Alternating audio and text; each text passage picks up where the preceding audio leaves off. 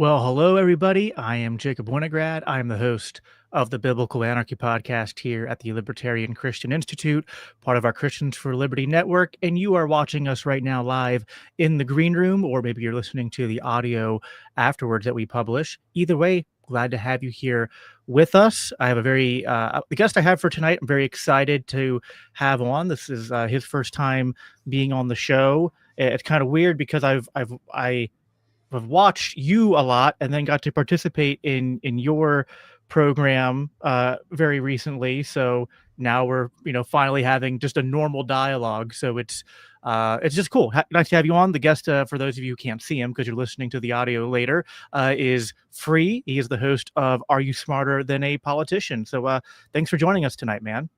Yeah, thanks for having me, Jacob.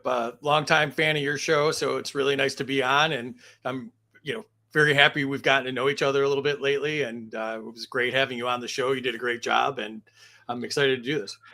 Yeah, I mean, I had to go up against a now three-time champ, so I think I had a pretty strong showing for my first time there. Yeah, you had to go up against Amity, the three-time champ, and Derek Wills, who's strong too. So it was kind of an all-star event. So we kind of threw you in on the deep end. Yeah, dude, that was awesome though. And I'll tell you what though, I am still mad that Terry did not let us do the thing where we were rewarding each other points. Cause I just thought why not? Right. I mean, it would obviously be kind of bad if I was rewarding myself points, but if I want to give my contestants points because man, they're just, killing it with the answers, I feel like I should be allowed to do that. I mean, there were times where I was actually getting frustrated because I felt like they were getting the good questions and then they were just like hitting it out of the park with answers. And then I was always like the third one up. And I was like, man, I got to like rise to the level that they were like raising the bar. And I'm just like, struggling to keep up a little bit.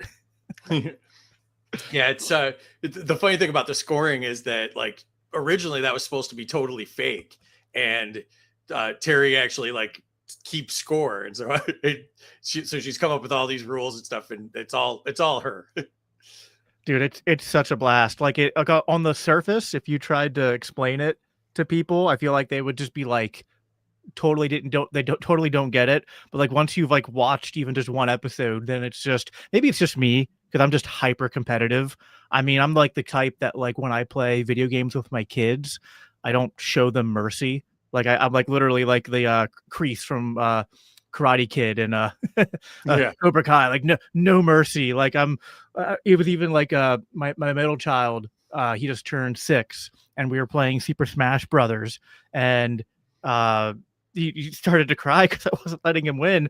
And I was just like, listen, I gave myself a 200% handicap on Smash Brothers, but you got to bring it, man. All right. Like I don't raise, marshmallows here. You got to earn your way. I'm super competitive with stuff like that, but it's also in good fun.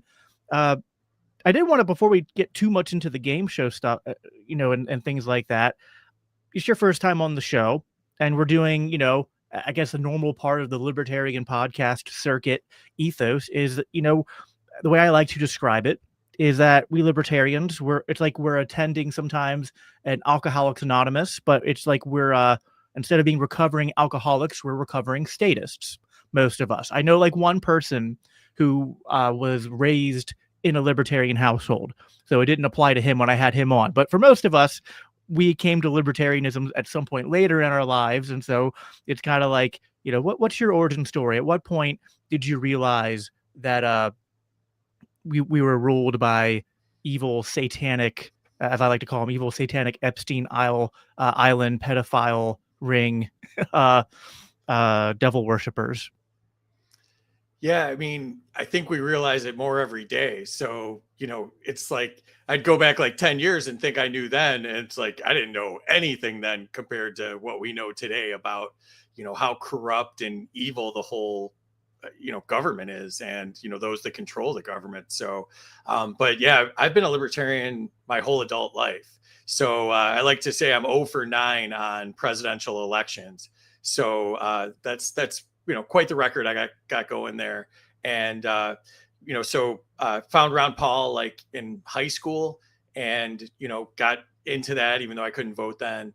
And, just kind of was self-taught until, I found, resources on the internet and started to learn more about libertarianism and, some of the, Austrian economics and, different thought leaders of the movement. And then, I became pretty anti-war and I got into that end of it even more. And so it's been, pretty much my entire adult life, paying taxes at a large amount, fueled the fire a little bit more.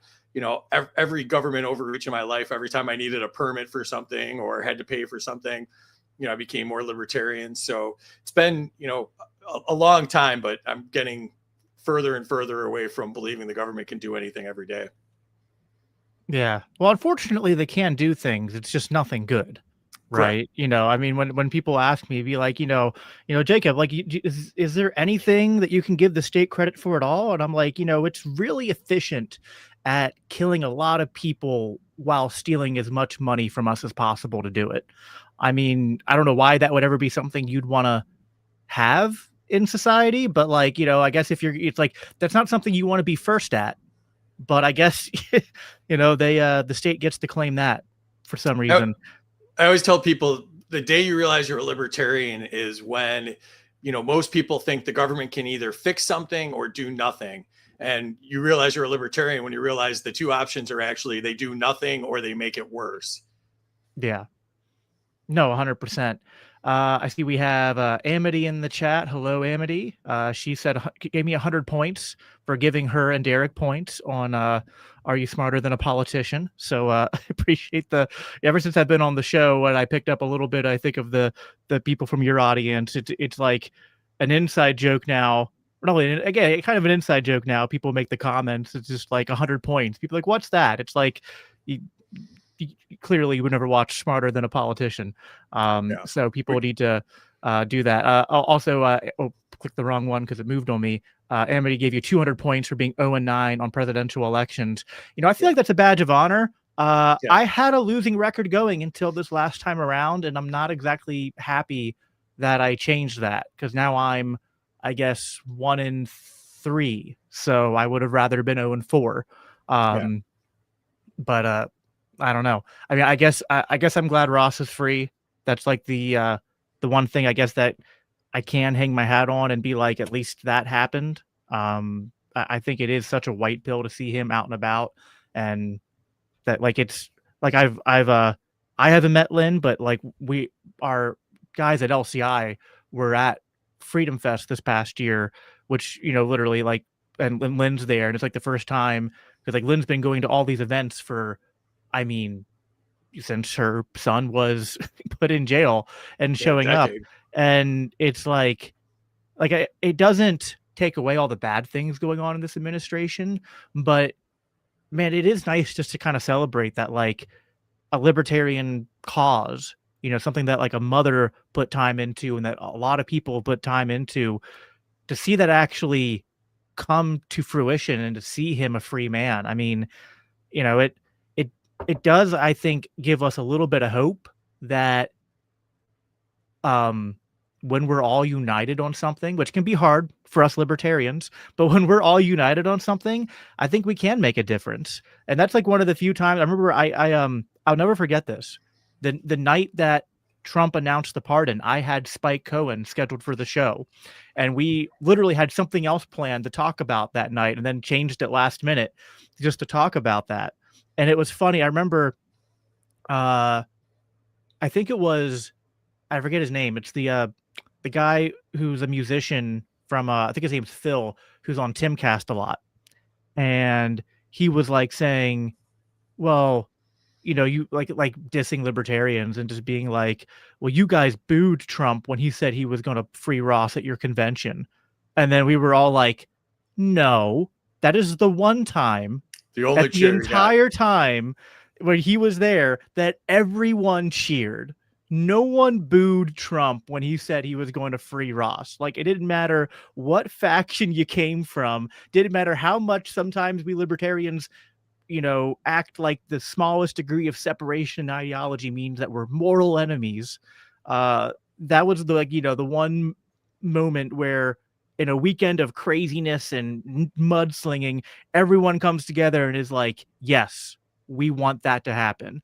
So, Yeah, you know, I was at the convention. I was front row center for Trump, and I was sitting with Julian Assange's brother, Gabriel Shipton.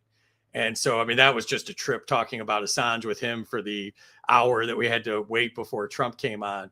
But the interesting thing there was, they played all the clips on mainstream media after the event, and they changed the audio, and the cheers changed depending on which channel it was, and the boos changed depending on which channel it was. And I had video of all of it, and I was putting up video saying, no, we actually cheered for freeing Ross. And it was crazy to be like, have that inside view of how corrupt the media is, and the dealings with the government, and how everybody's always got their thumb on the scale no matter what it is. yeah, I mean, that's definitely true. And I will say that that is one of the silver linings with Trump, is that, since he came into the limelight in 2015, 2016, is that he's helped to uh, showcase how corrupt the media is. And the yeah, no, so I do want to uh ask you about your we talked about your libertarian origin story. uh Good for you, by the way, for supporting Ron Paul in school, because I certainly did not. I was a raging, because of public school indoctrination. By the time I was done high school, I was a raging uh, leftist. So I thought Ron Paul was a lunatic who wanted to abolish the IRS, which is true. He wanted to abolish the IRS. He just wasn't a lunatic for that. Um, so I've come full circle on that idea. Uh, so we're talking about Trump, and I know that before made the game show that you host now, and kind of on the journey to doing that, you were trying to do a lot of outreach to MAGA to try to kind of push them in a more libertarian direction, which of course is something that I, in my own way, have kind of had uh, experiences and efforts in trying to do that. Like, I attended the Rescue the Republic rally that they held in DC, I guess, uh, yeah, over a year ago now. Man, the last year feels like 2 years, man. It It's hard really for me to does. think. It's hard for me to think like this is only Trump's first year, really. Yeah. It feels like 4 years of stuff has happened. But yeah, so that was over a year ago. That was in like the late summer of 2024, and I went there, and the Libertarian Party was there, and they had a table there, and they were doing outreach, and they were like handing out literature on why tariffs were bad to a bunch of MAGA and Maha supporters. And we still have it if people want to watch it up on our channel on LCI. We were there with cameras, and we were interviewing people, and we have like I think it's like a 30 or 40 minute kind of like mini documentary covering the event. And like, we left the event kind of thinking, maybe there's a possibility to do some inroads with this movement and coalition. And like, even if Trump wins and does a lot of bad things, like, uh maybe the people are more open to working with libertarians than conservatives and Republicans have been in the past. Now, 1 year later, that Right. that hasn't exactly worked out well. But so that's kind of some of my experience in terms of trying to do outreach to MAGA voters. How did you get started doing that? What were you trying to do, and how did that go for you? Yeah. So, I made a lot of MAGA friends on Twitter because I was so against, pretty much everything Biden was doing. And, I came back to Twitter, during that era. And so, the enemy of my enemy is my friend kind of thing. I ended up, obviously there's way more MAGA supporters than there are libertarians. So I ended up with a lot of MAGA friends. And so when I started doing spaces, Terry Batts and I did, I think, around 125 spaces in the year leading up to the election. And, so I would try to say things like, point out which parts of what people thought were MAGA were actually more libertarianism than they were traditional Republican conservatism. And, so I tried to kind of make, inroads there and teach people about, liberty issues and, the liberty movement, while we had a common enemy. Right. And so, we talked a lot about that. And, I thought the interesting thing about MAGA is that, MAGA is just a catchphrase, right? It's not an issue. And so I feel like the reason that MAGA became so popular is because people saw in MAGA what they wanted to make America great again. So if they were, 1A, 2A, against taxes, whatever it is, against, any form of government overreach or, centralized control, I would point out that that's more libertarianism than it is, traditional Republican politics. And so, we would talk a lot about that. And, we made some headway where people would say to us, that they'd never even heard of libertarianism. Now they think they might be a libertarian. So it was a really interesting time. But then Trump got elected and they all turned on me. And, half the libertarian movement still thinks like I'm MAGA adjacent or, a closet Trump supporter. But if you go look at my feed, you can tell I'm not. Oh, yeah. That's the frustrating thing. I don't want to dwell on this for too long, but, like, and this goes both ways. Like, there are people I know, like an old acquaintance of mine from the Libertarian Party, our old treasurer, Todd Hagopian, who never met in person, but I generally liked. He did outreach, as did other guys like Spike Cohen and others, did outreach with like the Black Lives Matter protests back in 2020, like during the pandemic and whatnot. Now, say what you want about the Black Lives Matter movement. Like, I didn't support it, and I don't really think they supported it wholesale either. But they were also like, hey, this is a group of people that, like, maybe you don't like the title and the sloganeering, and it's a little bit leaning into identity politics, and that's not exactly what we want to do. But they are kind of responding to some legitimate grievances with our criminal justice system and the police. So, like, shouldn't we be trying to talk to them to sort of affirm what they're getting right, and then maybe offer different solutions and a more philosophically consistent, grounded explanation for why the criminal justice system is bad and why their communities are suffering? And it's not, white people's fault. It's not, Western culture or, I mean, as a Christian, like, it's not, Christianity or anything like that, but it's really the government and the government policies, and not just the current ones, but ones going back, decades, since, like, really, I mean, you could say since the 60s, or really since the New Deal. And I mean, it really, to keep going back, there's so many things that keep stacking on. But the point is, there was a lot of people who would see guys who did that and then just be like, oh, they're a bunch of, like, blue-pilled wokeritarians, and they're just like trying to make libertarianism appealing to leftists, or I don't know, just a bunch of different straw men like that, very similar to if, what you went through in the opposite direction, people who were uncharitable. And listen, like, we're all going to have our different, like, not each one of us is going to be equally called or equally gifted to preach, for lack of a better word, the libertarian message to every single group of people that is out there, right? And maybe you might have, like, more than one group, but there's going to be some groups that you're just not going to be that good at giving the message to. Like, I'm pretty good at giving the message to conservatives and a certain niche within leftist circles. If they were like more of the Bernie bro kind of, like, progressive left, which I came from, I can message to those types. But if they're kind of like, think of like a Sam Harris liberal atheist, I have no idea how to message liberty to that kind of person, right? That's just not going to be my forte.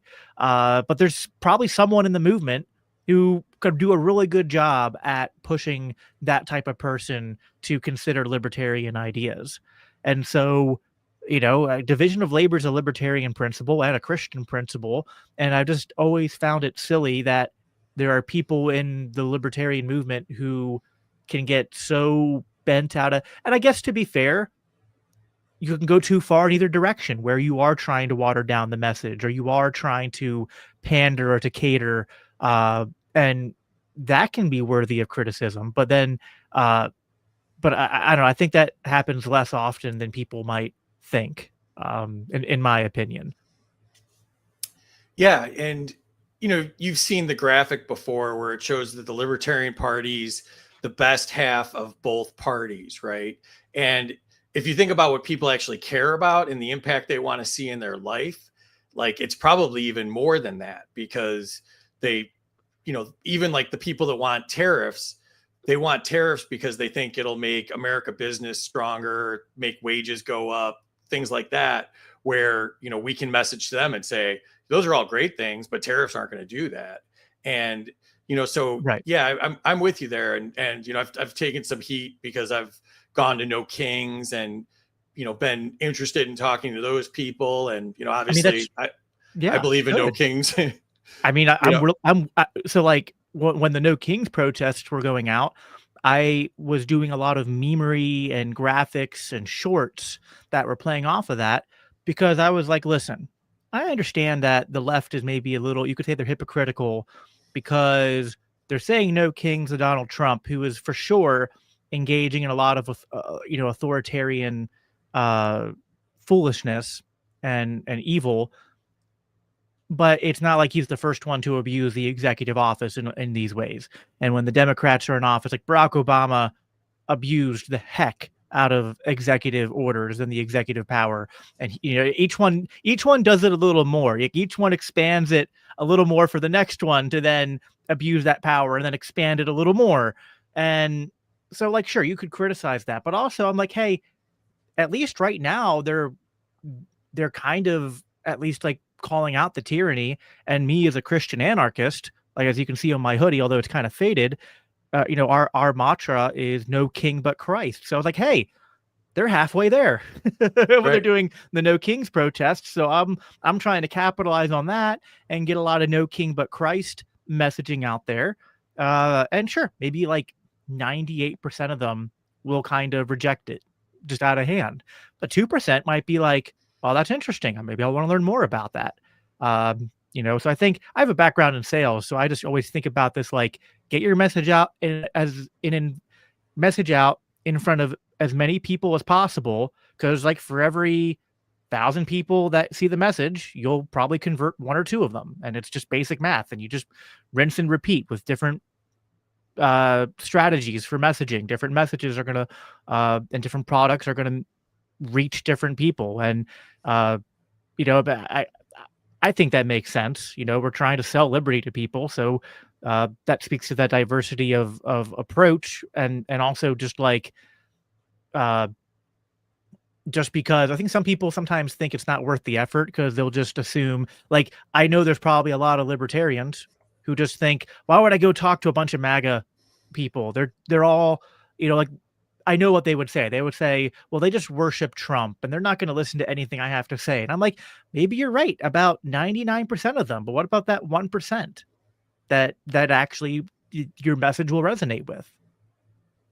Yeah. And, to use your sales analogy, right? Like the first thing you want to do is listen and, hear what they want, what are their goals? Why do they think this is the right way? And then meet them where they're at. If you just go out there and you just start preaching and don't listen to them at all, your messaging is going to be ineffective. You're muted, I think. Yep, I am. Yeah, no, I agree with that. So Minus 100.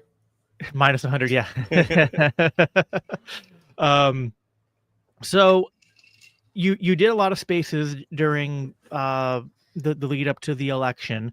At what Mhm. point did doing these spaces, is that what turned it to the game show, or what's the genesis or the origin story of how the game show started? Was that like a sort of gradual thing it transformed into that, or was it like an idea that just came to you or someone one day and then you hit the ground running with it? Well, so it's kind of interesting because there's kind of two answers to that question. One was I was burnt out on politics after, a summer of the elections, and just, obviously there was a lot of negativity, both, on the libertarian side, but also, just in general, the culture wars and just the red versus blue and all of that. But where the game show really started was during the spaces. I interviewed a bunch of the presidential candidates for the Libertarian Party. Charles Boulay, Lars Mapstead, Chase, Mike Termott. A bunch. Josh Smith. I interviewed a bunch of them, and so leading up to that, I watched a lot of the debates and a lot of the interviews. And what I realized is, if you give somebody the opportunity to give their stump speech, they're probably going to give you their stump speech. And so if you ask these open-ended questions, you're probably going to get the same answer that the last guy got and the guy before them got. So I actually had a debate between Belay, Mapstead, and Chase. And so I came up with this idea of doing a lightning round, which you'll probably, you probably remember from the game show, is now a big part of the game show. So I asked them 72 questions in 11 minutes. And only allowed a yes or no answer. And the whole idea behind it was, I wanted to just know, where, when the rubber hits the road, are you a yes or a no on this? Like, I don't want caveats. I don't want exceptions. Like, would you abolish the IRS? Would you abolish the FBI? The big questions like that. And I also wanted to test them in a way that they hadn't been tested before, because when you're looking at a candidate, you don't want to know, can they memorize a 2-minute answer to something? You want to know, when they're under pressure and a decision needs to be made, will they, have the knowledge and the guts to make the right decision?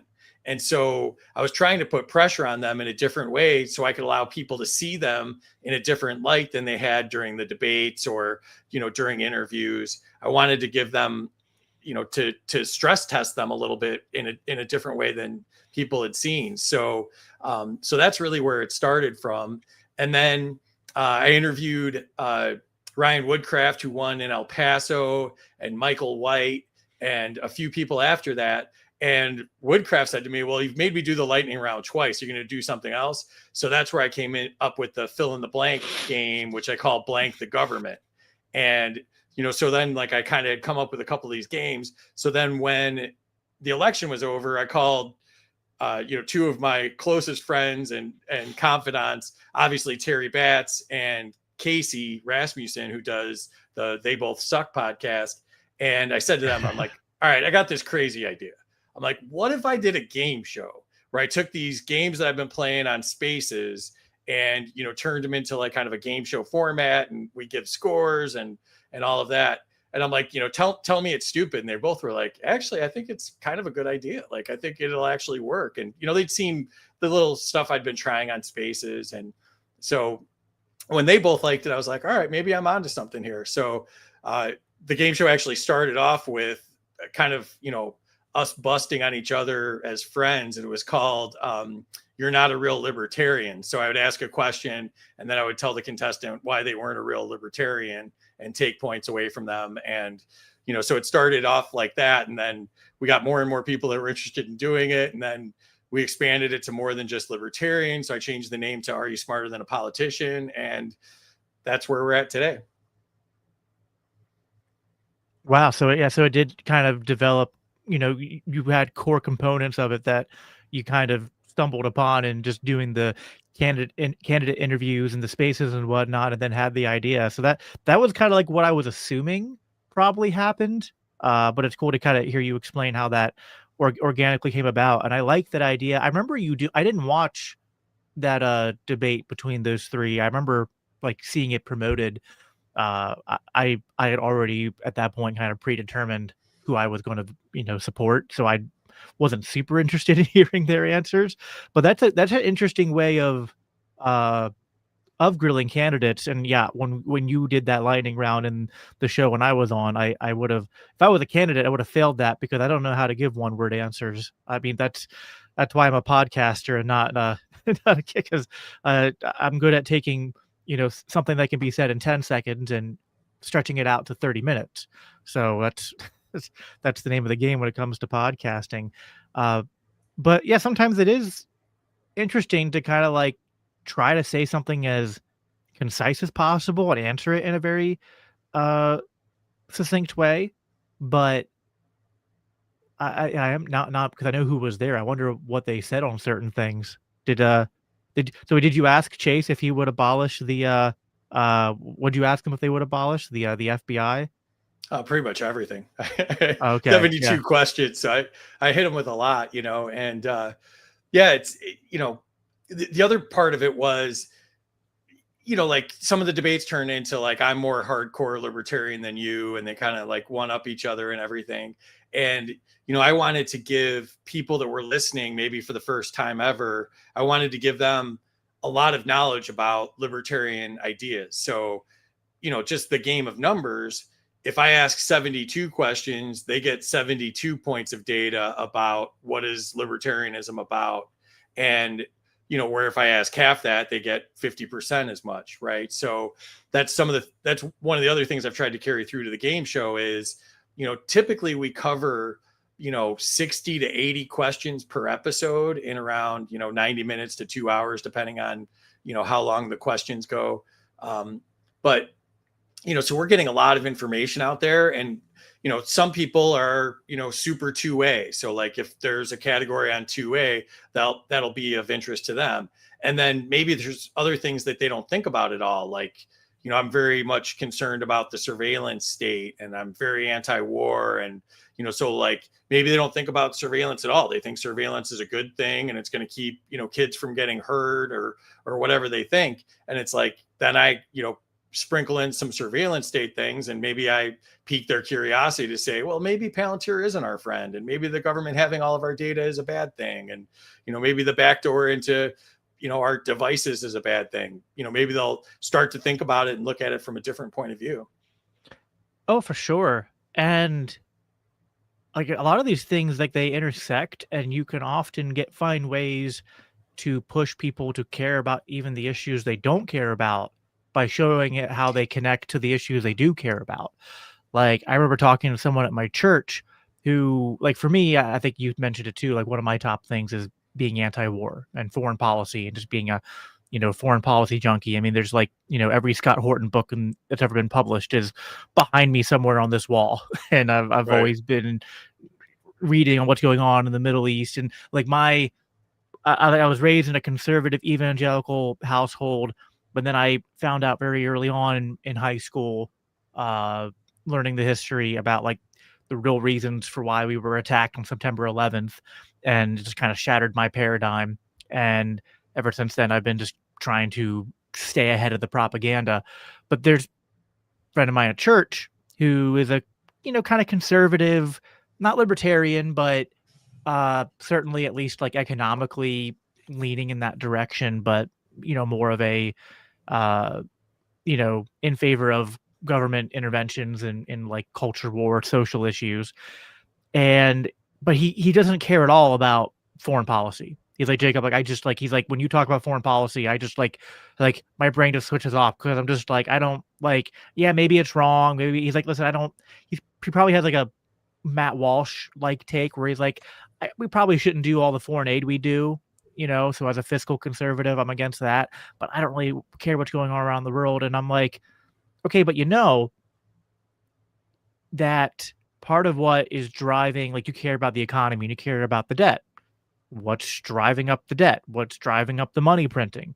It's the foreign affairs. And you might say, I wish we were out of them. It's like, but how can you effectively advocate to pull us out unless you know the arguments and the propaganda going on that are the reasons for why people purport why we need to be over there fighting all these wars. Same with the surveillance state and all that. If you're talking to a left winger or a right winger that care about those issues, and you'll be like, whether you're concerned about the government spying on you or you're concerned about law enforcement, it's like what is trickling down to both of those is our military, because what happens in our military trickles down to both of those things. So I mean that was like the whole big thing with the Patriot Act, right? It's the protect us from terrorists here at home. So yeah, so it's like that. I found that it's useful to instead of like trying to convince someone just on like my own sort of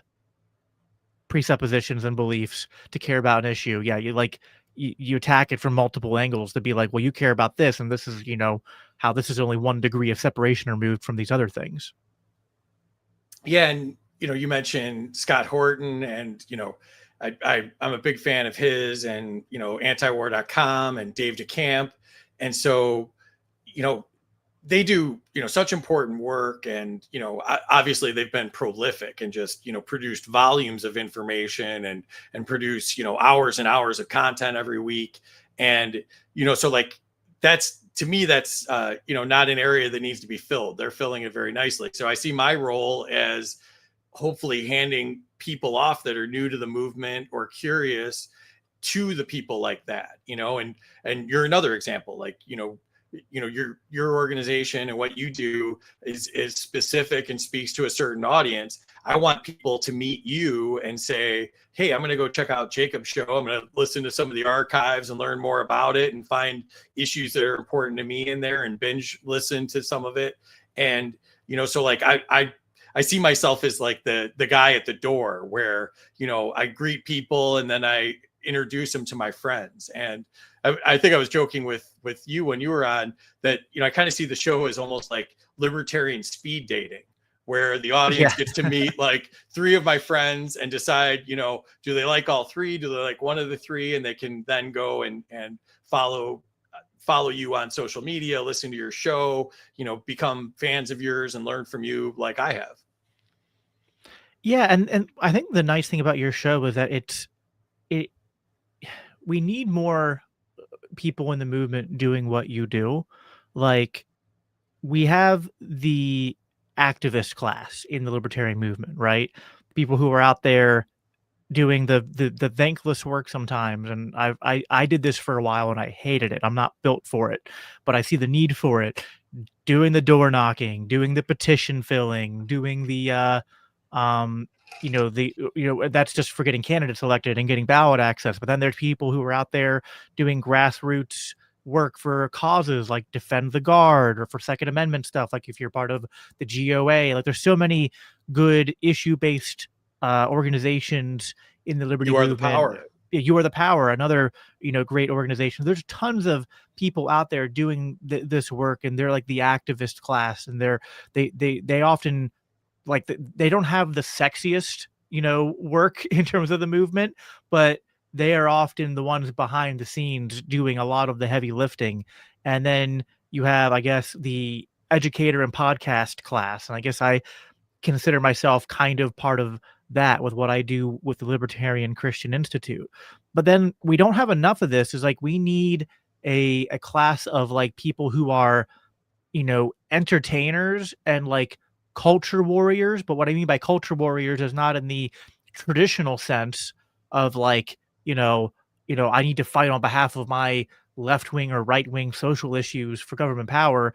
But I mean like engaging in the culture in different ways, in different niches in the culture, to inject libertarian ideas through entertainment, through music, through art, through writing. And like, there are some people out there who've done this, who have written fiction novels. Like, I know Derek for ANCAP Air has written both nonfiction and fiction work. I know guys who have created comic books, who have written songs and music. And so it's not that we don't have it, but I feel like it's like, if there's one part of the libertarian movement that's not saturated, it's that, right? Like, it's always the joke in the libertarian podcast sphere. It's just like, it's, we just need, like, I saw someone in the chat said, ZZ Liquid Zulu is the way forward. And I'm friends with Zulu and his crowd, and he literally just started a new podcast with one of our mutual buddies who goes by Monhop on X, and literally titled the first episode like, just what the world was waiting for, one more libertarian podcast, right? Right. So it's like, because that's what everyone does. And it's good. Like, I think podcasts are good, even though it is kind of a joke to talk about how many of them we have, but it is a rather saturated market unless you find a particular niche or way to go at it. But what we don't have enough of are people out there who, kind of like the way I'll connect this to like a Christian thing. There are obviously there's like Christian rock, like Christian rock music. But then there are just people who are out there who are like, they're just Christians who do music, and they kind of let their values speak through just the art in a not in your face way, but it just comes out in what they're doing. And we need that, but I think that, the libertarian version, we need more of that, because I think that that is a not tapped enough way to kind of, push people in the direction of thinking about uh, government overreach, or, just even like the values of liberty, just like individual rights, um, pushing back, because obviously a lot of the stuff that's in the culture right now, movies and music, entertainment, comes from a worldview of people who aren't libertarian. So their values are what are baked into that. And it can sometimes be, like, it's not always like in ways that are super nefarious, but it still kind of bugs me where like you'll see even like in the in sort of even like superhero movies and kids movies and stuff, all this like kind of hidden, kind of subtly nefarious, like collectivist rhetoric, right? Like, we all belong to each other and stuff like that. And like, and even like uh in kids shows, and just like the implicit like teaching kids to like, oh, that's a police officer, always trust and listen to the police and stuff like that. Now I homeschool my kids, so like, I counteract that propaganda, but you get what I'm saying. Like, Sure. there's overt and covert ways to push our values through culture, and I think what you're doing is, it's kind of overt, but at the same time it's entertainment, and so it's kind of a little bit of both. Yeah, it's trying to find that balance too, right? So, I try to stay neutral on things, and I try to let the contestants speak, and I try not to like bring the hammer down on them too often. And because even when I have MAGA contestants that are like hardcore, like very conservative, like almost on the neocon side of MAGA, like I still control the format, right? So I'm asking the questions, and I'm asking the questions from my point of view and the pro liberty point of view. So I'm still controlling the narrative to a point.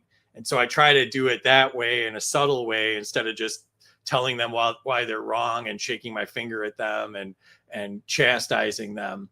And so, sometimes I get crap about that because I don't go hard enough on somebody, and I don't push back hard enough on certain topics. But, I like to try to like make them feel welcome, and let them share their opinions, and then let people decide for themselves. And like you said, even if we only win a little bit, like if we can get them to think about, if they can watch my show and think about one thing differently, or get curious and do more research on one thing, that's a win to me. So if they bring their audience, which aligns with them, maybe we can reach a bunch of people and change their hearts and minds about certain issues.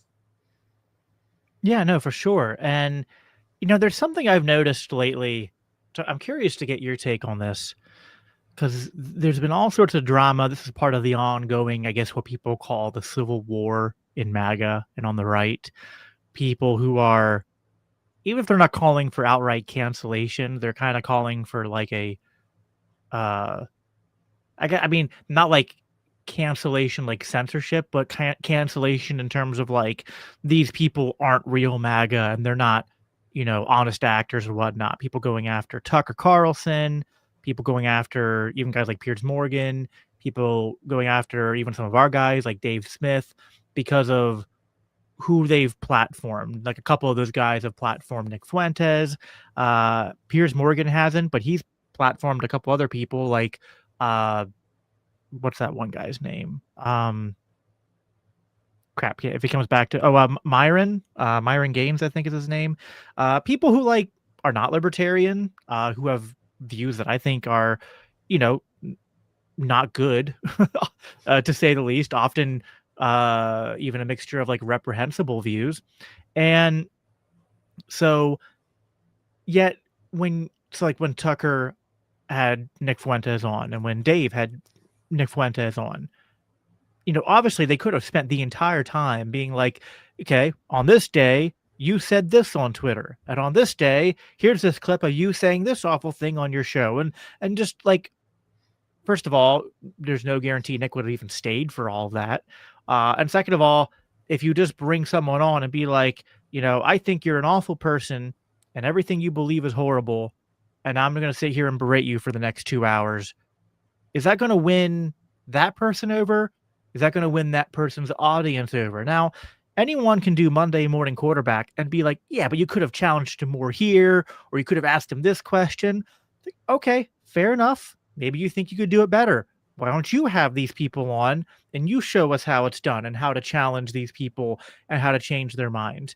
But I think part of what you're getting at, which maybe there's a line in the sand where someone's so extreme that this doesn't apply. But I think there's a general principle, whether you're talking to a neocon who is advocating for something I consider genocide going on in Gaza, or you're talking to someone who's more of a liberal and thinks we need to arm Ukraine to the teeth so that they can fight Russia to the death or something, and risk nuclear war, or on whatever anti-libertarian issue we want to talk about where people can be bad on a litany of things. Like, are we going to die on every hill in conversation number one? Or are we going to try to be gracious and realize that the way to win people over is to build relationships with them and prioritize the issues we want to talk about and plant seeds and ask questions, listen to their point of view, and think about things not in just like in terms of one conversation, but a series of conversations over time. And that's often way more productive and gives you more opportunity to push back on their bad ideas when you approach it that way. So I guess that's the way I see it, but I'm curious for what your thoughts are. Yeah. You're saying, exactly the thing that I think, which is, some of us need to be accessible, right? There's room for the hard hitting stuff and the debates and all of that, but some of us need to be accessible, right? And we need to be welcoming, and we need to, let people have their opinions and let them speak, and then also invite in their audiences. If they're, prominent people that have audiences, bring those people in as well. So yeah, I mean, I think the same kind of thing. Like, I think out of 100 contestants, I've only had one rage quit on me.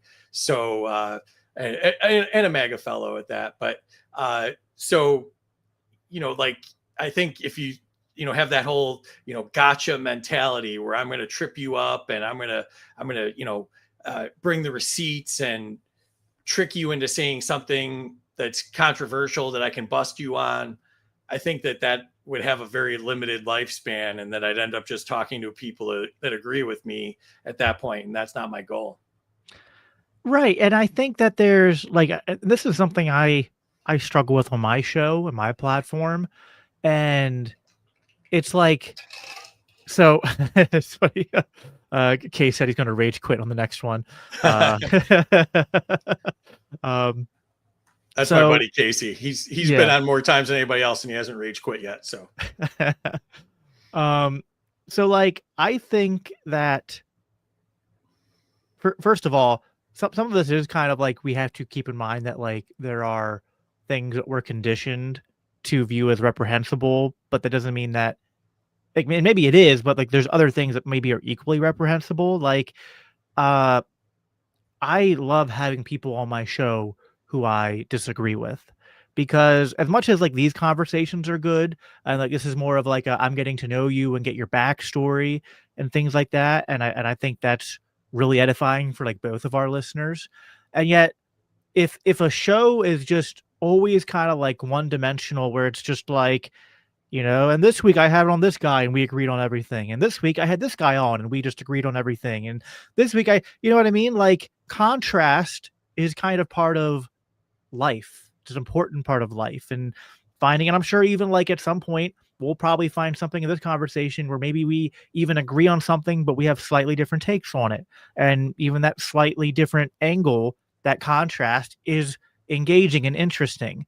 But then, especially, I think, as much as I'm, very much a partisan libertarian and Christian, I I don't think echo chambers are actually a libertarian virtue. I think, uh, non-ironically, diversity is kind of our strength. Now, the left says that, and they only mean skin color, but I think diversity of worldview and of thought and of background and economic uh, background, even, and expertises, like, that's the free market at play and the free market of ideas at play. So I like having people on, even people who I might think have a couple reprehensible views, like, and I'm not going to equate them, uh, but like, I've never had Nick Fuentes on, but obviously Nick has said some really horrible things. But he said some good things, like after the Charlie Kirk shooting, he said we need to de-escalate and not respond to the left with violence and disavow violence. And even though I have some, even he was like, listen, I have racist views, but I don't think we should advocate for no, and it's contradictory to things he said in the past. But then he's also against, like, even if it's not for entirely the right reasons, he's against war and he's against what's going on in the Middle East.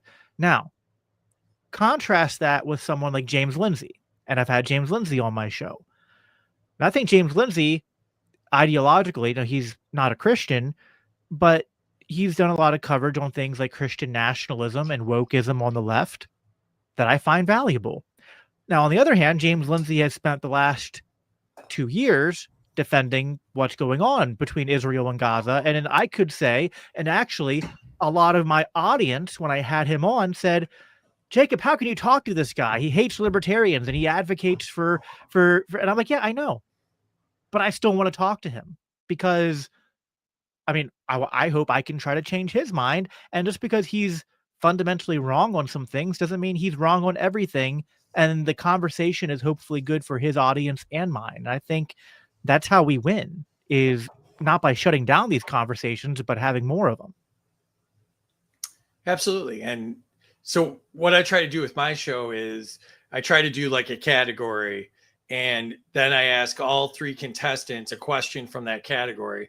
And then I try to write the question so it speaks to either, their passion about the issue or something that would be specific to, their makeup or their background. And, so like when you were on, I was trying to get like the Christian libertarian perspective on a certain issue. Right. And so, to go back to a previous point you made, sometimes even when we're in the echo chamber and it's 3 people that pretty much agree with everybody and I agree with them, even just teaching people different ways to message an issue or a solution is valuable, right? So like when I had Larry Sharp's been on a few times, he's great with solutions, right? Love Larry. I would feed him questions where I knew he would talk about, one of his solutions, like, selling the naming rights to all the bridges in New York. And so I would try to tee him up for that because that's something that he's the best at in our world. And so, like, even when we agree on everything, there's different ways of saying it. There's different ways of reaching people with it. So I'm really going after that. Yeah, no, I mean, first of all, we need like 100 more Larry Sharps. I mean, like, I'm a huge Dave Smith fan and Spike Cohen fan, and they're great at like preaching the message. And Spike's good with his "You Are the Power" and the work there. But like, man, if we had like 100 more Larry Sharps with like their ability to like creatively think of policy proposals that push things in a libertarian direction without like being on the face, like just so like contrast that when you had me and Derek and Amity on, and at some point it was just a meme where we were just like, I don't know how to answer this, just abolish it next, right? You know what I mean? But Larry is able to be like, okay, well, he's kind of like he's the good cop, right? To use an anti-libertarian analogy, but like guys like Derek and me, we're like the bad cops. We're just like, privatize everything now. And then Larry comes in like, okay, so like there are these crazy radical anarchists, right? But like, how about this policy proposal? which is actually still moving it in our direction, but it's Right. like that intermediary step. So like we need 100 more Larry Sharps because like, I mean, he's just one guy and he decides to put all of his energy into like the second most, you know, doomed state in the union. But I keep telling him he's got to get out of there because I think New York's the California of the East. But yeah, I can't blame him for trying to save his hometown. But yeah, so I think like there is something about uh the like we need both, right? Like there's that expression like preaching to the choir. And like you got to preach to the choir. You got to have those moments where like you're shoring up the base. Something I wanted to talk to you about is that I'm sure you've seen it too. Like the infighting's always there, right? And if I'm black pilled about anything, it's just like, it's the infighting. But I've seen some people in the movement who are more black pilled because like whether it's this current administration or maybe sometimes, and not to be ageist, but maybe sometimes it's like people I know who have been libertarians for like 30 or 40 years and they're just like, I don't know, Easy, like easy, easy.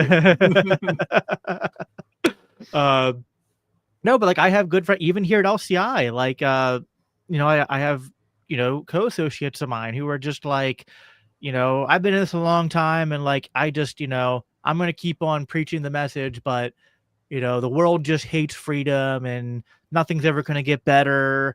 And, there's no point in even showing up to vote for libertarians and trying to argue with people and they just kind of start to check out a little bit. And even like I don't mean to pick on him, but like I've seen even Derek at times and I've tried to encourage him. Same with our mutual friend uh Brent of the Aiming Up podcast. Yeah, Great, Brent great, Freeman. yeah, Brent Freeman, great fellow libertarian anarchists who have their own shows or do their own different things.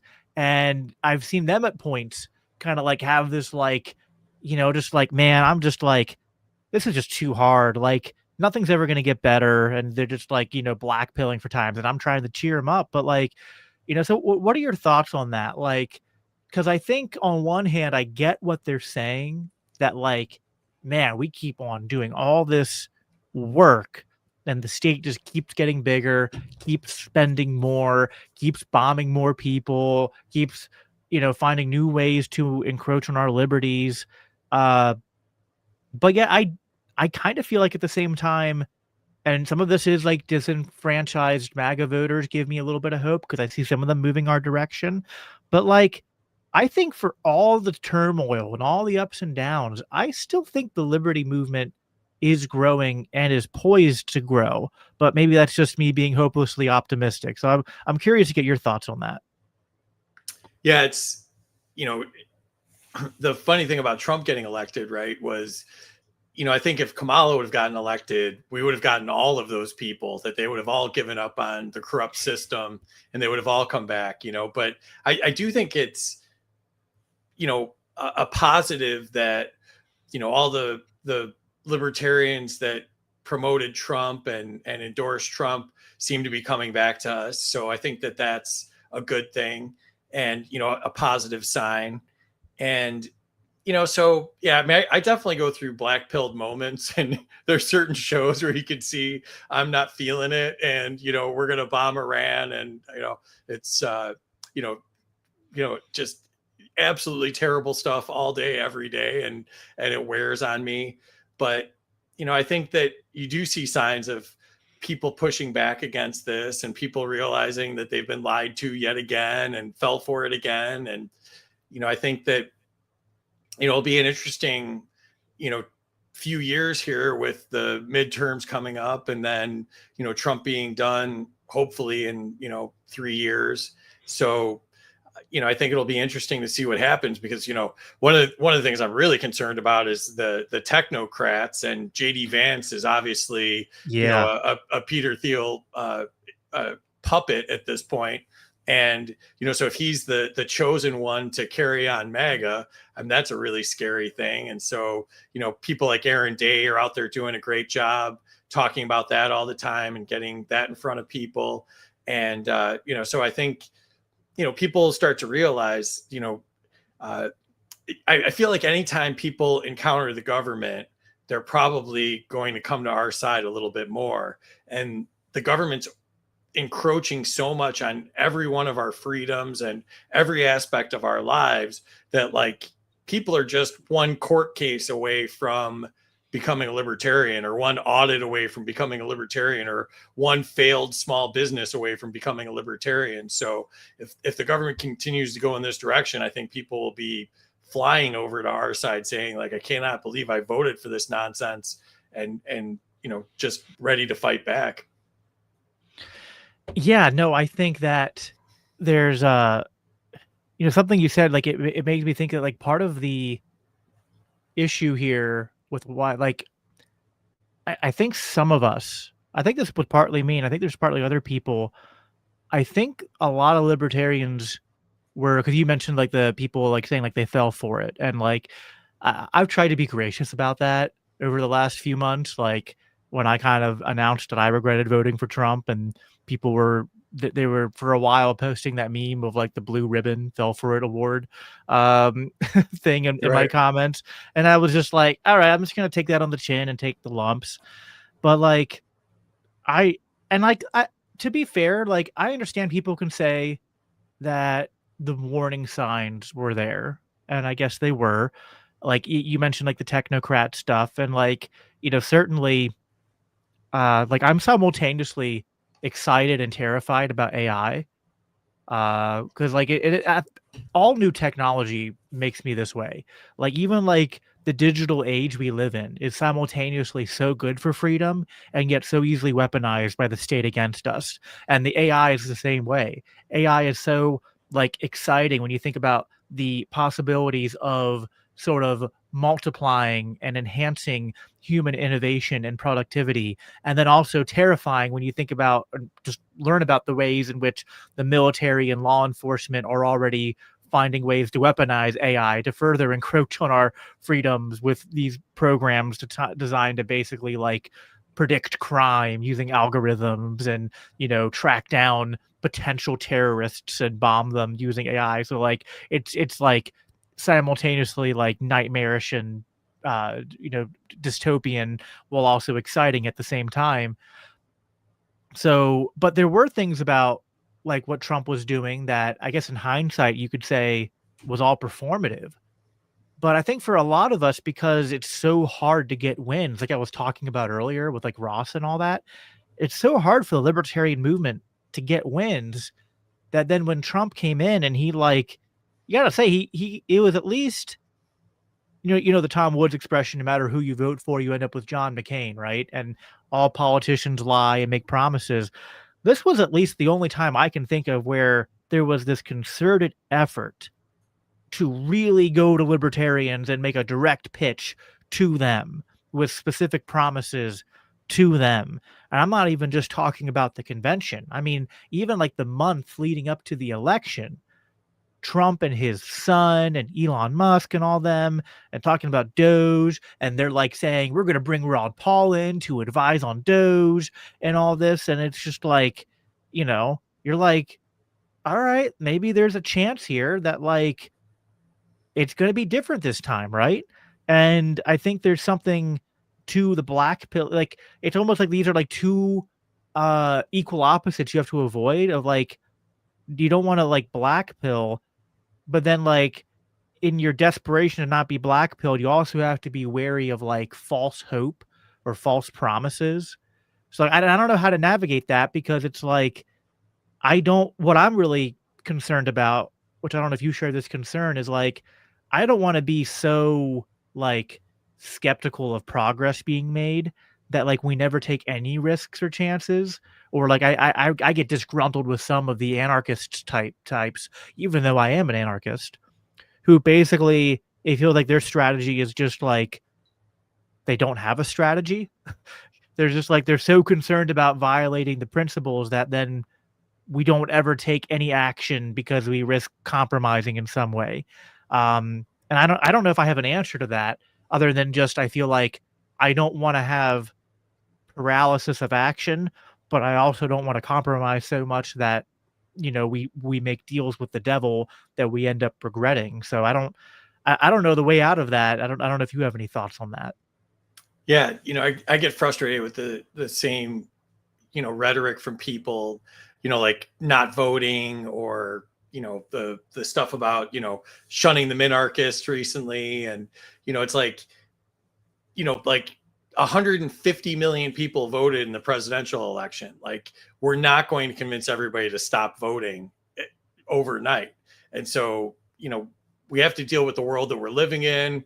I believe in incrementalism, where if we got 5 more Thomas Masseys, that would cause gridlock in Congress. And, there would be significant changes because of that gridlock. So, that to me is something worth working for, even though I am an anarchist, right? And, locally, there can be significant wins locally, with just a few thousand votes, right? So I don't see Even why you would stop fighting locally. even a couple dozen votes, man. Like, and Right. I haven't talked about this on my show yet, because it's a little bit bittersweet. But so when I was with the Mises Caucus, I took over with Mises Caucus guys, took over like the local county party, caused all sorts of drama and division, plus because of the national takeover and state takeover, and we lost some people in the county party.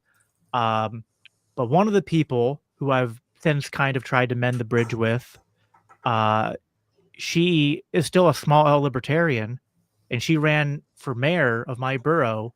We live in the same borough here in Pennsylvania, and she won she won, like she won as an independent running for mayor, and she won by 16 votes. Right. And like I initially offered to help her because it was more of like a personal thing. I was kind of like, hey, we had some beef between us in the past because of dumb LP drama that I feel kind of responsible for. And I just want to, like, as a gesture of goodwill, like, you're running for mayor, and like, despite whatever disagreements we have, I'm like, you're a libertarian. So like, of course I'd rather you be mayor than the Republican who's running, with no one to contest him other than you. But I was like offering to volunteer and just kind of still expecting the same result that I'm used to in my life, which is, even like libertarians will be like, we got 3% of the vote in any election and be like, that's a win. And it's like, I guess it's good for ballot access, but it, doesn't really win anything. But then she won by 16 votes. And it was just like, that's just for me, for my kids. It was like even like such an encouraging moment for them to just show them like, hey, you get involved locally in something you believe in, like, these kind of things are possible. So like I have it's not a big L, but I have a small L libertarian mayor. I'm like, now what if we replicated that and had, like, across the country 1,000 libertarian mayors elected, right? Like, you're telling, and then, add constables to that, add city councilors to that. Like, so I mean, maybe there's not any hope in DC, although I'd love to get 5 more Thomas Masseys, but at the local level, like, there's still a lot we can do. And I think that absolutely makes a difference, even if it's just like, just convincing people to, like, I think some people think that you can't bust out of the two-party system, right? That, like, just no matter what, you got to vote red or blue. I had this conversation with my sister yesterday, and she's like, more of a Democrat, but she understands how bad the Democrats are. But she's just like, I don't know, Jacob, you got to vote for the lesser of two evils because voting for your principles never works.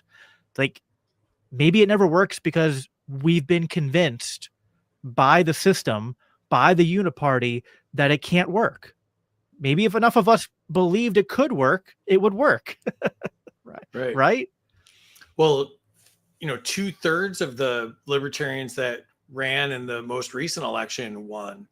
And, I think Stephen Nikela and Paul Dar and, everybody working for that did a phenomenal job. So, I mean, I can't remember a result like that. So, I mean, maybe it is heading in the right direction, but, I think that, whether you're fighting for, one thing that's on the ballot or you're fighting for something in your own town, I think it's important to, stick with your convictions and try to fight wherever the fight is. Yeah, no, I agree. So first of all, I want to take a minute here. We'll go for about 20 more minutes. I did want to just plug for everyone who's listening that this is December. It's December 1st, and we here at LCI, we're a nonprofit. And so we rely on donations. And like every year, we usually have matching campaigns. This year, we have an awesome matching campaign. If you guys go to libertarianchristians.com/donate, which I have there at the bottom ticker, every dollar, and there's no cap on this. We have very generous matching donors this year. Every dollar you donate in the month of December is going to be matched. So last year we had a $5,000 matching campaign, and we used that to really expand our efforts here at LCI and to publish several books, to travel to different events across the country like Freedom Fest. And we're really hoping to ride this momentum because we think that, obviously that like we can preach this message of the connection between our being Christians who believe in the gospel, who believe in the kingship of Jesus Christ, and why the consistent application of following Jesus' teachings is the non-aggression principle. That's the best way to love your neighbor when it comes to, like, if you're going to talk about loving your neighbor in a political sense, in an economic sense. So we want to get that message in front of as many people as possible. So if you're listening tonight and, obviously liking this and sharing it with your friends on social media makes a big difference. But if you're able to, even if you just want to, donate $5 and help us, get this fundraising this month for the end of the year started, we greatly appreciate that. Free, I did want to ask you, we've been political here for a little bit, but since I just pitched LCI and the gospel stuff, I know you're, I know you're a couple with Amity. I know Amity is a Catholic.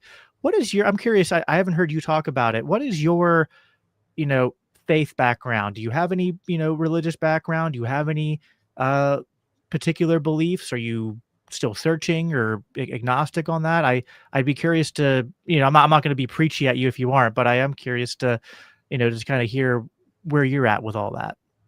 No, I'm a Catholic as well. Okay.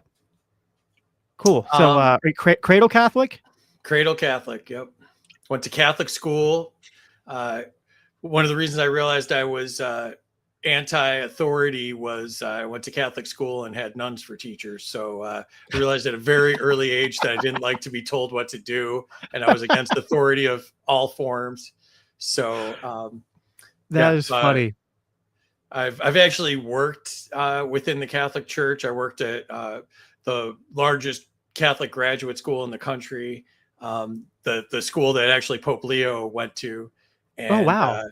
Yeah, cool. so I was the head of IT there, and so I've had some different experiences in the church. I've worked with youth programs, and so I'm not like a good Catholic, but I definitely have Catholic belief and Catholic faith. No, that's fair.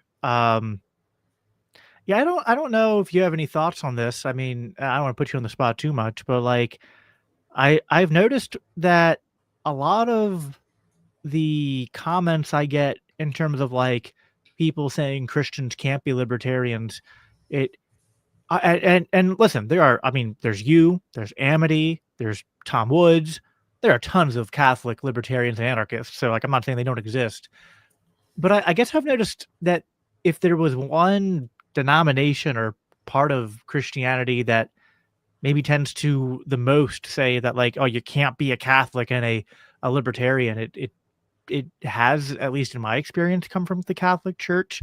Like, I don't know if you're familiar with Seamus Coughlin. He's the creator of Freedom Tunes.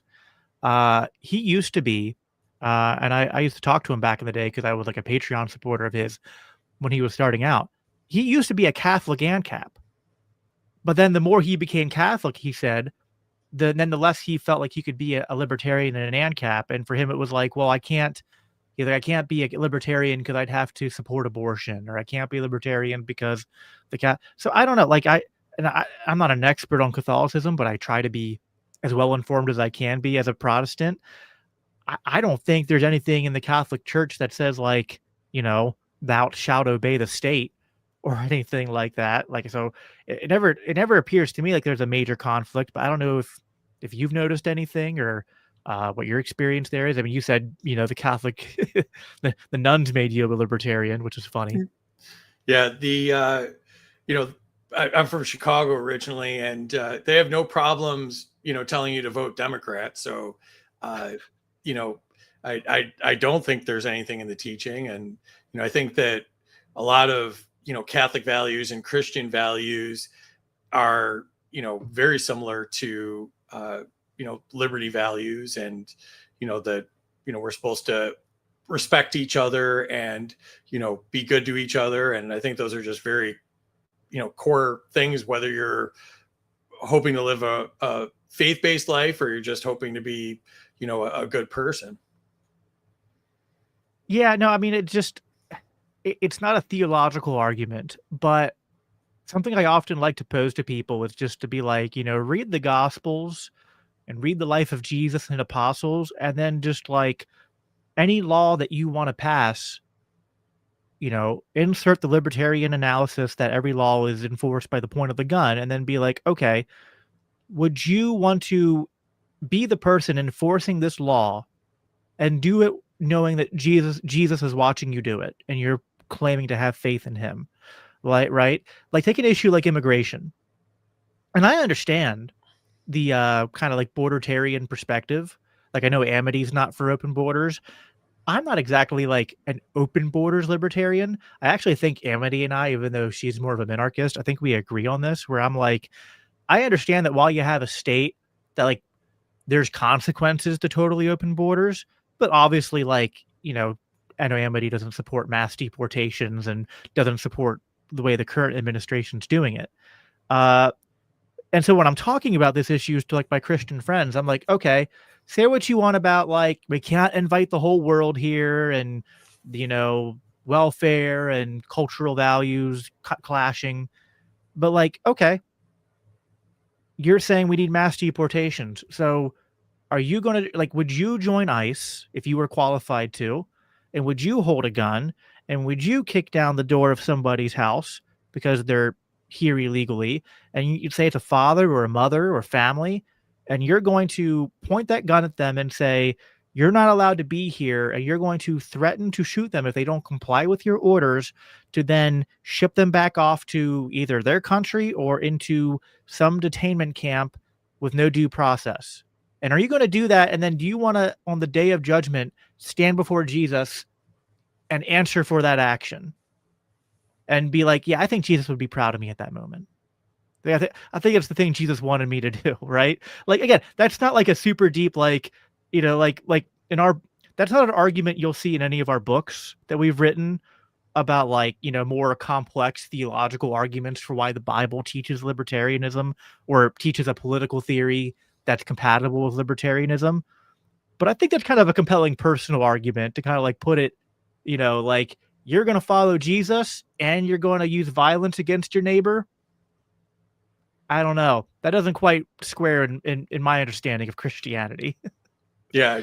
And the bad guys in the Bible a lot of times were the government too, right? So, we have been taught, through the Bible and through mass that, those are the bad guys a lot of the times. And then, we walk out the doors and all of a sudden we're like, yeah, no, we want more policing and, more government regulations and government overreach and government control, right? So, yeah, it kind of blows my mind that people, have such a strong faith, but at the same time trust the government so much. Yeah, I think that the for me, like, I think, because I'm not a Catholic, I'm a low church Protestant, but like if I was a Catholic, I would kind of be like, you know, your high church, you think church authority is super important, and that should make you be like, uh when the state's encroaching on church authority, like that should make you angry. I can't remember if I made this point on your show or another time. I remember Amity was agreeing with me in the comments when I said this last. But like, you know, especially if I was a Catholic and I believed in uh like the Catholic view of the Mass, of the Eucharist, and I was a Catholic during COVID when they're telling churches that they can't meet, not even outside, and Catholic churches were like told like they can't deliver the Eucharist or the elements to people. And then Catholic churches were just going along with that. I was like, okay, well, based on my understanding of Catholic theology, like there's not like, you know, I think there are many reasons why Christians should disobey government when it oversteps its bounds. And I can't think of a reason, like there's only a few things that would rank higher than denying people the Mass, the Eucharist, in Well, it terms of wasn't just reasons to Catholic not. churches. They shut down all the churches in Well, Florida. right. They arrested a pastor down here from a Christian church. I know a lot of Catholic churches moved services outdoors in an effort to get around that. You know, so I think it was, you know, the government's attack on religion, which, you know, I always tell people, like, if you're religious, you know, the next thing they'll come for is your church and your religion. I mean, that's what the Bolsheviks did. It's what the Yeah, communists did. exactly. Which I've Eastern Orthodox can sometimes still kind of go down this like Christian nationalist route, but I've noticed there's a lot of Eastern Orthodox who are very open to libertarianism because they're just like, yeah, we know how dangerous it is to give the state any power because you know, we they've lived through some tremendous persecution out there, um yeah, in the East. So yeah, no, I think that, so, you know, as we're drawing to a close here, I guess, you know, what is one thing that you think we as like the libertarian movement aren't talking about enough? You know, we all have our pet issues, right? Like I think when I was on Larry's show and I was on your show, I mean, if it would have been a drinking game to take a shot every time someone said end the Fed, people would have passed out. How many times we said it, right? So we got Right. it. Libertarians are good on ending the Fed. We talk about it all the time, as we should. But like, what are some issues you think that the liberty movement, the libertarians aren't talking about enough? You know, I guess I would say, you know, local economics, right? About how they're trying to kill small businesses. They make it nearly impossible to start a business. Startup costs for a business are absolutely through the roof. Compliance costs are like half of a business costs. You know, I think 50% of businesses fail within the first 5 years. Every single thing that they're doing favors their, you know, their cronies and, you know, large businesses, and hurt small businesses. Tariffs is a perfect example. I think we're not talking enough about how that's killing small businesses. That, you know, God forbid you manufacture something here that requires a chip, and, you know, now we're putting tariffs on the chips, and, you know, the cost of manufacturing the vacuum cleaner that you make that requires a chip doubles.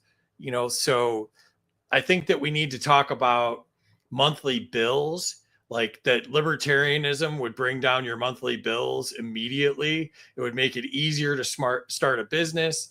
I was talking about to one of my friends who's black, and I was saying, you know, Maj talks a lot about how, you know, that black Americans are an untapped market for libertarianism. Like, Yeah. you know, no one has held that community back more from being successful than the government has. You know, like all of the occupational licenses to do hair and, you know, child care and all of these things. Like, people should be allowed to start a business with, you know, just their reputation and their skills, right?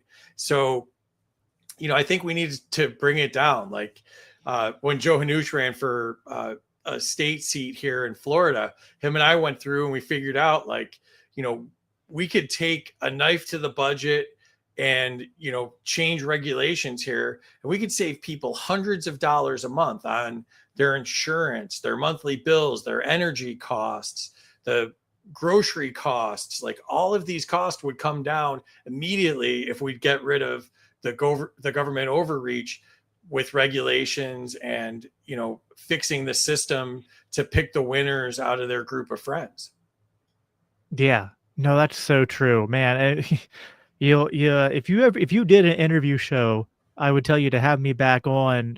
Someone should have me on to talk about this because, like, I've shared bits of this before, but like, I am one of the people who lived through losing a small family business because of well, COVID was the final nail in the coffin, but we had been dying a slow death because of everything, 90% of what you just laid out in terms of just all of the costs that burden small businesses and entrepreneurs, but that big mega rich corporations often are able to find ways to get exemptions from or move around or they'll write the regulations in ways that they hit them less hard than other people. And we rightly focus a lot on the federal and state regulations, but sometimes the local stuff and the local taxes and the property taxes, like, they can be absolutely killer, and just put people on the, like there are so many small businesses that can't afford to compete with the large ones because they can't hire enough help because, like, just hiring people costs way too much money and brings upon businesses way too much risk. And so you end up with a lot of entrepreneurs and small businesses where the guys are like working 80 hours a week, because like they're two people trying or three people trying to do the work of like six or seven people. And eventually all that stuff catches up with them. Uh, so and yeah, I I spent many years and all sorts of money trying to keep our business afloat. Ultimately, for you know, just when we thought maybe we were starting to turn a corner and could start, you know, getting ourselves out of a hole, COVID came and just you know, and lockdowns came and just obliterated it. And then I had to go and get a corporate job and all that. And so yeah, like no one hates local ordinations and understands the struggles of small businesses more than me. It is uh it's killer. And it's like uh I understand when like leftists get super upset about like the mega corporations and whatnot. It's like they definitely have an unfair advantage in this crony capitalist system we have. And I get really like I don't know if you get upset about this, Free, but I get so bad when I see like the Ben Shapiros of the world who are just like, whatever, man, stop complaining and just work harder. And just like they're kind of like taking libertarian talking points and applying it to the current market we live in as if we live in a free market. And it's just like, if there's not opportunities where you live, just move somewhere else. And I'm like, what do you mean move somewhere else? Like, where all the opportunities are, the rent and the cost of living is too high, and not people can't just afford to get up and move, and people can't afford to be entrepreneurs. The money is debased and things cost 10 times more than they did 10 years ago. It's like, so like I understand when people get, like, listen, I understand we're the party and the movement of personal responsibility, but that doesn't come at the expense of understanding when the government's screwing you over. Yeah, and I think that if we want to win over people, right? Like older people are the ones that tend to vote more. And so it's like, how do you think about talking to older people that are voting for, entitlement programs and all of that? Like, they're not going to touch the Republicans aren't going to touch the entitlement programs because that's their base that's voting for them, right? And so, like, I think you got to make a counter argument to say, well, yeah, like, you want these entitlement programs or whatever, but we can also save you a lot on your monthly bills by bringing down the regulations on insurance, energy, healthcare, all of these things, and then cutting costs from local businesses so you could buy better food from local sources and get it for cheaper, as opposed to the opposite that happens now, where it's so expensive that only major corporations can produce food at any scale to stock a grocery store, right? And so like I think we need to like go after their wallet and say specifically like, you know, you're paying so much for insurance, so much for healthcare, so much for all of these things. You know, would you vote for us as a lottery ticket to hopefully put, you know, thousands of dollars back in your pocket every year? Yeah. You know, something related to the local economy too. When I want to get your take on this, I haven't talked about this a lot. I don't know if this is a deviation from the libertarian worldview. You can tell me what you think, because I understand we're pro free trade, right?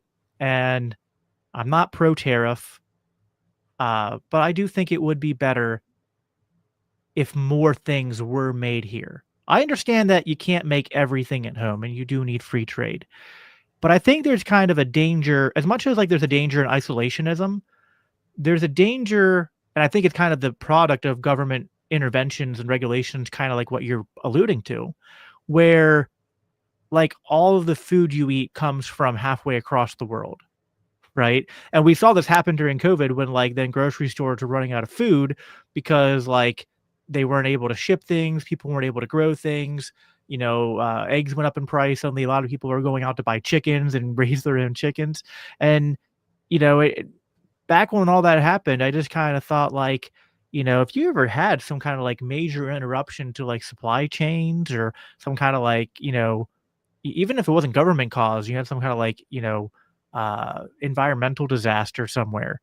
Uh, People are kind of vulnerable with like, and they're like, it's one thing to say free trade benefits all, but I don't know if I want to equate free trade with this like globalist economy, globalist not in the good way, but globalist in the bad way, that kind of makes people dependent upon that kind of globalist system, and instead of having more of that kind of like, you know, not that you have to like go be a homesteader and make everything yourself, but like maybe we should trade more and get more of our stuff from like our local communities and neighboring communities more than we do now. Like, does that make sense? Like, I think there's something to that where we're kind of like over like, you know, if all of your food's coming from Brazil, maybe that's not not exactly the way it's supposed to be.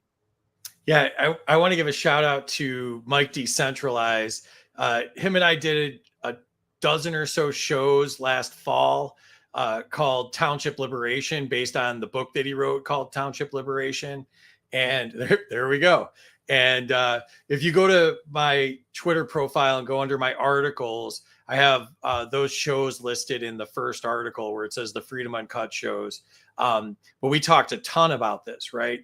And so like, food's a perfect example of like, you can see government overreach and government killing local businesses and small businesses like more you know, easily than any other way, right? Like, and we talked a ton about this where, you know, the average food delivery gets shipped over, I think it's like over 1,400 miles now. So you're not getting your food locally. Like, Florida's getting food from California. Like, I mean, it makes zero sense, right? And there's an interesting story. Like Mike Johnson, I think this was before he was speaker, was fighting for the rice farms in Louisiana. And, you know, basically saying that like the government's killing the rice farms in Louisiana. And it's a perfect example of, you know, we ship rice like 10,000 miles to get here to buy foreign rice. Like, explain to me in any economic way that that makes any sense, that something so cheap and pretty heavy is cheaper to send 10,000 miles than to buy from a centralized location in the United States. And it's the Right. perfect example of the government hurts those businesses in every way, shape, or form, from labor to regulation to compliance to environmental nonsense. And, you know, they drive up the price so much that like you're better off shipping rice from 10,000 miles away and, you know, burning all the gas to get here. and it ends up cheaper. It's like you can see that how the government just absolutely kills our economy in a very simple product. Yeah. No, I'll definitely have to check that out. And it's one of those things where like you have to be careful because like I think the Maha types and MAGA types, like they see the problem. Now I think sometimes they can go too far the other way and then they're just like, yeah, like they go total isolationist, protectionist, and they're like, well, the solution is we got to shut down all this global competition and put tariffs in. And I'm just like, well, no, you just need to undo the regulations that have distorted all of the natural free market processes. And like, yeah, there are probably some goods, whether we're talking about food, talking about cars, talking about computers, anything, where like there might be certain parts of the world where like because maybe they're closer to a natural resource or something that like you do have to ship that to you. But like when everything you need gets shipped from somewhere else, like unless you're living in like, I don't know, like Siberia, like there's something in balance there. So I think this is one of those kind of going full circle where like there's so many instances where left and right people are reacting to real problems, and we have to come in and like affirm that and then start educating them on like here are the real solutions here, like which comes by understanding how we got here in the first place. So uh Free, we're out of time. I really appreciate you coming on. This has been a lot of fun. um People who are watching, see they can follow you on Twitter at Smarter Game Show. Is there anything else you want to plug in terms of like where people can find the show or support what you're doing? Yeah, so uh, the show's usually on Tuesdays and Fridays, 8 p.m. Eastern. We're off tomorrow for the Thanksgiving weekend, so we took a longer weekend, but then I got the opportunity to do this. So I came back from vacation to do this, so I was so excited to do it. But Friday, 8 p.m. Eastern, we've got Chase Oliver, Amanda Griffiths, and Sergio Ortega, and that's going to be a really fun show. So I'm really excited about doing that. And you can catch our archives. Most of them are under my highlights on X, or you can catch us on YouTube at Freedom Uncut or Rumble at Freedom Uncut. And if you search it, you have to go past some George Michael's videos because apparently that's a live concert he did. But if you go to the username Freedom Uncut, you'll find us there. But yeah, and the thing about the show, and we talked about this a little bit earlier, but we get a lot of audience participation, and I think that's a really fun part of it, that we get to hear opinions from lots of cool people in the audience. And so we get the three takes from the contestants, but we also get takes from people in the audience. And then of course the audience controls the score, which makes it a lot of fun. And sometimes that's good, sometimes that's bad. And it's typical libertarian chaos, so we're very authentic to the movement. Yeah, it's organized chaos. I don't know. It's more like it's chaotic organization. I don't know the right adjective for it, but it's a lot of fun. Whatever it is, it's just it's the right balance of like there's a little bit of structure and then a little bit of making it up as you go. It's spontaneous order, in game show form. So definitely recommend it. It's a lot of fun, and yeah, you do a good job, which which is what I like about your show is that beyond just the showmanship and the entertainment value is that it's a very eclectic group of people.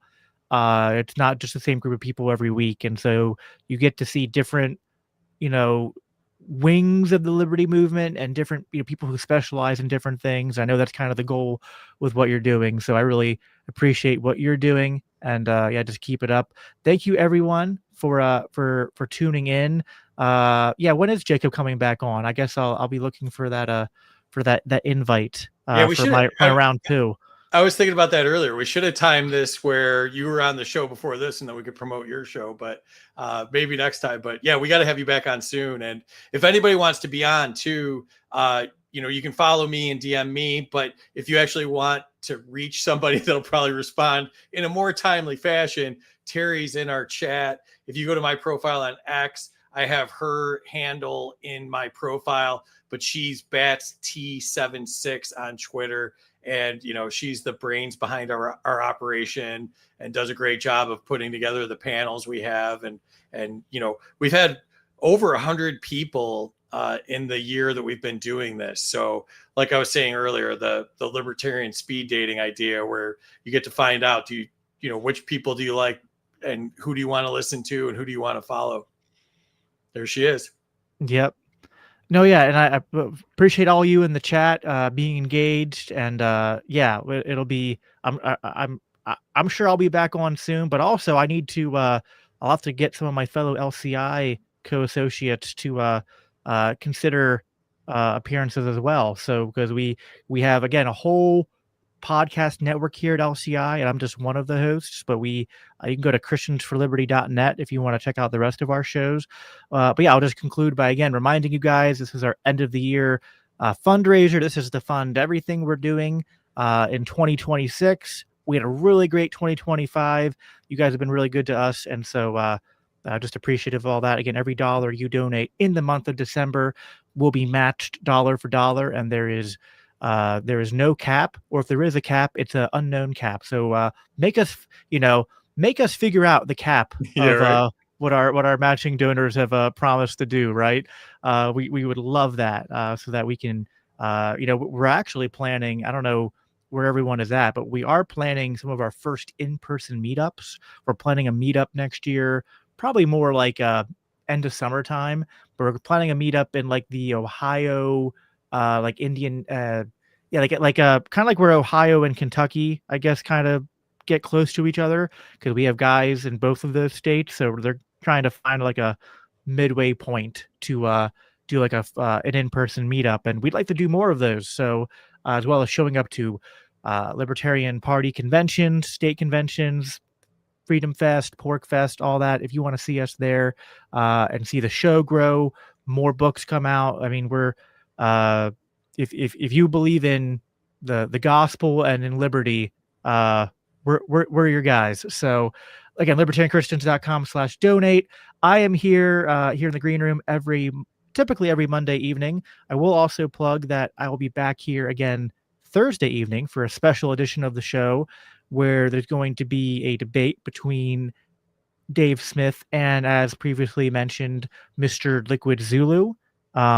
That's sure to get a little heated and a little spicy, but I'm going to do the best job I can as a moderator to make it a productive debate and an edifying one. The Bible says iron sharpens iron. Sometimes in that process, sparks fly. There might be some name calling. There might be some, people might lose their temper. Might be some profanities. I'm praying that it'll be productive and that I'm gonna try to make them friends by the end of the stream. That's my goal. It's my goal. It's we have a one of my favorite guys here in my state party, Ken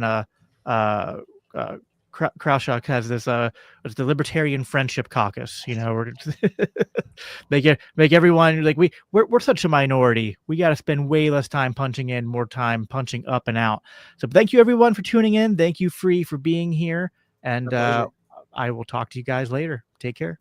Peace, y'all.